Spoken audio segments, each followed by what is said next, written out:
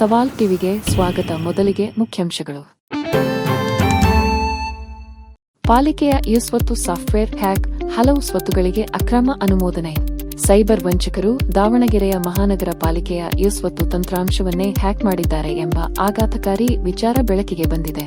Hack ಮಾಡಿ 5 ಸ್ವತ್ತುಗಳಿಗೆ ಅಕ್ರಮವಾಗಿ ಇವಾಸ್ತಿ ಅನುಮೋದನೆ ನೀಡಿರುವುದು ಗೊತ್ತಾಗಿದೆ. ಅಧಿಕಾರಿಗಳ ಲಾಗಿನ್ ಐಡಿ ಮತ್ತು ಪಾಸ್ವರ್ಡ್ ಬಳಸಿ ಈ ಕೃತ್ಯ ಎಸಗಲಾಗಿದೆ.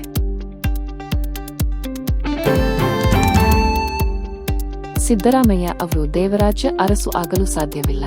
ಪ್ರತಾಪ್ ಸಿಂಹ. ಸಿಎಂ ಸಿದ್ದರಾಮಯ್ಯ ಅವರು ದೇವರಾಜ್ಯ ಅರಸು ಆಗಲು ಸಾಧ್ಯವಿಲ್ಲ. ದೇವರಾಜ ಅರಸು ಅವರ ಹತ್ತಿರ ಬರಲು ಕೂಡ ಆಗೋದಿಲ್ಲ ಎಂದು ಮಾಜಿ ಸಂಸದ ಪ್ರತಾಪ್ ಸಿಂಹ ವಾಗ್ದಾಳಿ ನಡೆಸಿದ್ದಾರೆ.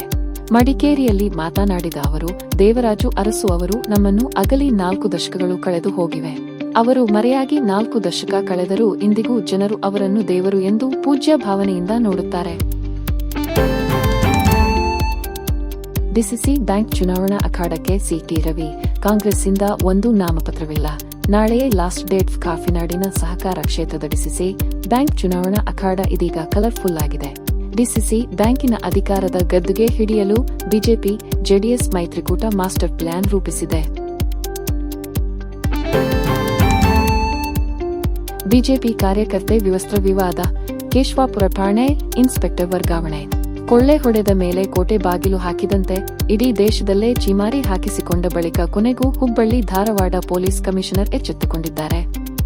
ಒಂದು ಕಡೆ ಬಿಜೆಪಿ ಒತ್ತಾಯ, ಮತ್ತೊಂದು ಕಡೆ ಕಾಂಗ್ರೆಸ್ ಪ್ರತಿರೋಧದ ನಡುವೆಯೂ ಪಾಲಿಕೆ ಸದಸ್ಯೆ ಸುವರ್ಣ ಕಲ್ಲಕುಂಟ ವಶಕ್ಕೆ ಪಡೆದಿರುವ ಪೊಲೀಸರು ಕಿಮ್ಸ್ ಆಸ್ಪತ್ರೆಯಲ್ಲಿ ಚಿಕಿತ್ಸೆ ಕೊಡಿಸುತ್ತಿದ್ದಾರೆ.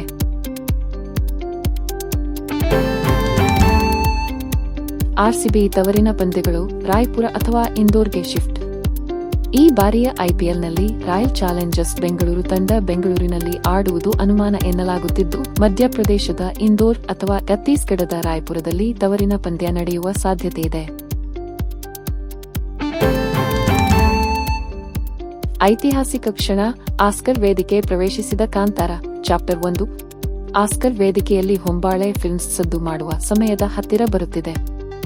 ರಿಷಬ್ ಶೆಟ್ಟಿ ನಿರ್ದೇಶಿಸಿ ನಟಿಸಿರುವ ಕಾಂತಾರ ಚಾಪ್ಟರ್ 1 ಆಸ್ಕರ್ ವೇದಿಕೆಗೆ ಪ್ರವೇಶಿಸಿದೆ. ಮಹಾವತಾರ್ ನರಸಿಂಹ ಹಾಗೂ ಕಾಂತಾರ ಅಧ್ಯಾಯ 1 ಚಿತ್ರಗಳು ಅಧಿಕೃತವಾಗಿ ಆಸ್ಕರ್ ಜನರಲ್ ಎಂಟ್ರಿ ಲಿಸ್ಟ್ನಲ್ಲಿ ಸ್ಥಾನ ಪಡೆದುಕೊಂಡಿವೆ. ಇದು ಭಾರತೀಯ ಚಿತ್ರರಂಗಕ್ಕೆ ಹೆಮ್ಮೆ ಹಾಗೂ ಐತಿಹಾಸಿಕ ಕ್ಷಣವಾಗಿದೆ. ಜನನಾಯಕನ್ ಸಿನಿಮಾ ರಿಲೀಸ್ಗೆ ಗ್ರೀನ್ ಸಿಗ್ನಲ್, ಯುಎಸ್ ಸರ್ಟಿಫಿಕೇಟ್ ನೀಡುವಂತೆ ಮದ್ರಾಸ್ ಹೈಕೋರ್ಟ್ ಆದೇಶ. ದಳಪತಿ ವಿಜಯ್ ಅವರ ಕೋಟ್ಯಂತರ ಅಭಿಮಾನಿಗಳು ಕುತೂಹಲದಿಂದ ನಿರೀಕ್ಷಿಸುತ್ತಿದ್ದ ಜನನಾಯಕನ್ ಸಿನಿಮಾ ಬಿಡುಗಡೆಗೆ ಕೊನೆಗೂ ಗ್ರೀನ್ ಸಿಗ್ನಲ್ ಸಿಕ್ಕಿದೆ. ಮದ್ರಾಸ್ ಹೈಕೋರ್ಟ್ ಶುಕ್ರವಾರ ಇಂದು ಜನನಾಯಕನ್ ಸಿನಿಮಾಕ್ಕೆ ಯುಎ ಪ್ರಮಾಣ ಪತ್ರ ನೀಡುವಂತೆ ಸೆನ್ಸಾರ್ ಮಂಡಳಿಗೆ ಆದೇಶಿಸಿದೆ.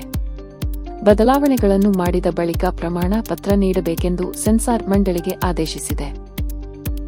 ಮದ್ರಾಸ್ ಹೈಕೋರ್ಟ್ ಆದೇಶವು ಸೆನ್ಸಾರ್ ಸಂಕಷ್ಟಕ್ಕೆ ಸಿಲುಕಿದ್ದ ಸಿನಿ ತಂಡಕ್ಕೆ ಬಿಗ್ ರಿಲೀಫ್ ಸಿಕ್ಕಂತಾಗಿದೆ.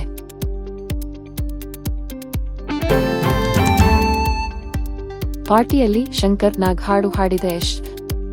ನಟ ಯಶ್ ಅವರು ಶಂಕರ್ ನಾಗ್ ಅವರ ದೊಡ್ಡ ಅಭಿಮಾನಿ. ಇತ್ತೀಚೆಗೆ ಯಶ್ ಶಂಕರ್ ನಾಗ್ ಅವರ ಹಾಡನ್ನು ಹಾಡಿರುವ ವಿಡಿಯೋ ವೈರಲ್ ಆಗಿದೆ. ಇದು ಅವರ ಕನ್ನಡ ಪ್ರೀತಿಯನ್ನು ಮತ್ತೊಮ್ಮೆ ಸಾಬೀತುಪಡಿಸಿದೆ. ತಮ್ಮ ಎತ್ತರಕ್ಕೆ ಬೆಳೆದರೂ ಯಶ್ ಯಾವಾಗಲೂ ಕನ್ನಡದ ಬಗ್ಗೆ ಅಪಾರ ಪ್ರೀತಿ ಮತ್ತು ಗೌರವ ಹೊಂದಿದ್ದಾರೆ. ಇದೇ ತರ ಹೆಚ್ಚಿನ ಸುದ್ದಿಗಳಿಗೆ ನೋಡ್ತಾ ಇರಿ ಸವಾಲ್ ಟಿವಿ, ಸದಾ ನಿಮ್ಮೊಂದಿಗೆ.